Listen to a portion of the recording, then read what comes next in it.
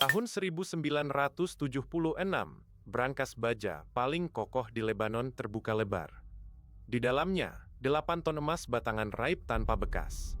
Tidak ada alarm yang berbunyi, tidak ada jejak kaki di lantai marmer, dan tidak ada satupun saksi mata yang melihat perampokan itu terjadi.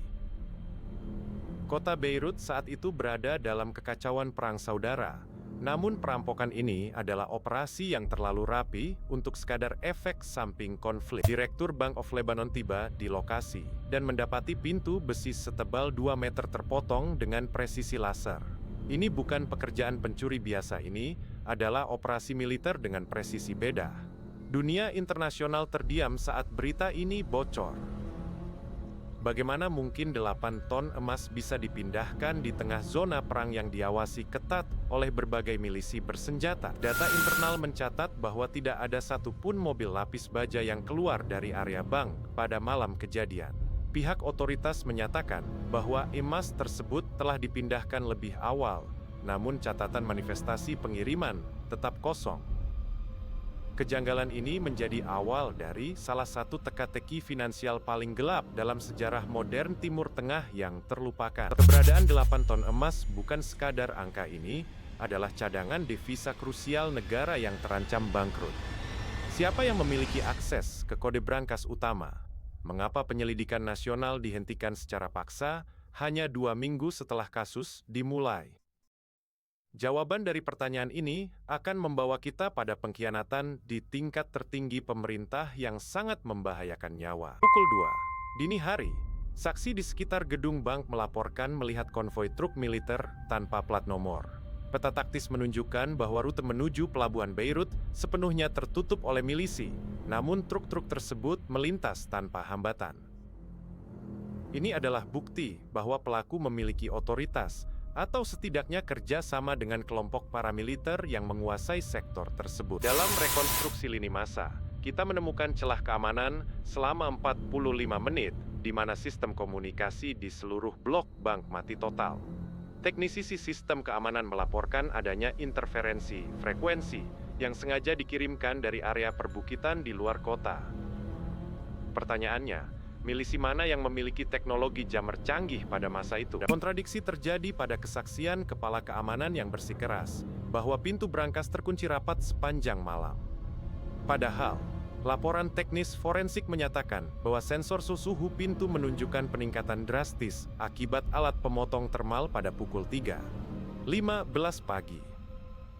Kepala keamanan ini kemudian menghilang secara misterius 2 hari setelah investigasi resmi dimulai. Pemeriksaan koordinat pergerakan logistik pada malam tersebut menunjukkan bahwa konvoi tidak menuju pelabuhan, melainkan ke bandara militer yang sudah tidak aktif. Analisis peta taktis mengonfirmasi bahwa ada aktivitas kargo pesawat yang tidak terdaftar di daftar penerbangan sipil maupun militer saat itu. Seseorang sedang memindahkan emas ini keluar dari Lebanon. Klaim resmi menyatakan bahwa emas itu dicuri oleh milisi bersenjata untuk mendanai perang. Namun, bukti di lapangan menunjukkan bahwa tidak ada jejak pertempuran atau peluru di sekitar pintu brankas. Fakta ini meruntuhkan narasi bahwa ini adalah perampokan konvensional dan mengarahkan kita pada keterlibatan aktor negara asing yang sangat terorganisir. Analisis forensik pada sisa logam di ambang pintu brankas menunjukkan residu bahan kimia yang jarang digunakan dalam industri sipil. Ini adalah jenis alloy pemotong yang hanya dimiliki oleh kontraktor pertahanan tingkat lanjut pada pertengahan tahun 70-an.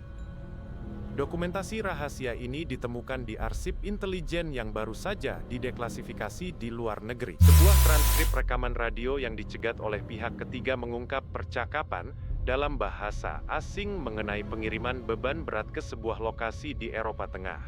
Suara di balik rekaman tersebut teridentifikasi sebagai seorang perwira tinggi yang memiliki akses penuh ke kode brankas. Identitas ini kini telah disensor hitam untuk alasan keamanan nasional. Ditemukan pula daftar manifest palsu yang disisipkan di gudang arsip pusat setahun setelah kejadian. Daftar ini memalsukan asal-usul 8 ton emas sebagai bantuan kemanusiaan. Ini adalah upaya menutup jejak yang sangat terstruktur, menunjukkan bahwa pelaku memiliki kendali atas sistem birokrasi pemerintahan Lebanon pada masa tersebut. Keterlibatan perusahaan logistik bayangan yang bermarkas di Siprus terkuak melalui jejak transfer dana yang tidak wajar di bank-bank internasional. Perusahaan ini secara mendadak berhenti beroperasi tepat 3 bulan setelah kasus pencurian emas tersebut. Semua aset perusahaan dan jejak pemiliknya telah lenyap seolah tidak pernah ada. Hasil investigasi menunjukkan bahwa emas tersebut sempat terdeteksi di pasar logam mulia di Zurich sebelum akhirnya kembali menghilang ke dalam sistem perbankan tersembunyi. Pengungkapan ini mengubah arah investigasi dari sekadar perampokan lokal menjadi konspirasi pencucian uang tingkat negara yang melibatkan entitas finansial besar di Eropa. Teori para ahli keamanan nasional membagi kasus ini ke dalam 2 kubu: pencurian oleh milisi untuk mendanai logistik perang, atau konspirasi elit negara untuk mengamankan aset pribadi sebelum negara runtuh. Hingga hari ini, belum ada satupun bukti fisik yang ditemukan di lokasi, dan tidak ada tersangka yang pernah dibawa ke pengadilan. Motif tersembunyi di balik hilangnya emas ini mungkin lebih gelap dari yang kita bayangkan. Jika emas ini benar-benar digunakan untuk memicu perang saudara yang lebih panjang, maka perampokan ini bukan sekadar pencurian, melainkan tindakan destabilisasi ekonomi nasional yang direncanakan dengan sangat rapi oleh pihak luar. Pertanyaan yang menghantui kita hingga saat ini, kemana sebenarnya 8 ton emas itu sekarang? Mungkin tersimpan di brankas pribadi yang tidak diketahui, atau sudah dicairkan menjadi mata uang lain di berbagai bank di seluruh dunia. Sejarah mungkin telah mencatatnya sebagai kerugian, namun kebenarannya terkubur di bawah puing-puing perang. Terima kasih telah menemani saya membedah berkas kasus yang terkubur ini. Jika Anda menyukai investigasi mendalam terhadap sejarah yang diselimuti kabut, tekan tombol subscribe dan aktifkan notifikasi. Masih ada banyak misteri yang menunggu untuk diungkap di balik bayang-bayang sejarah. Sampai jumpa di kasus berikutnya.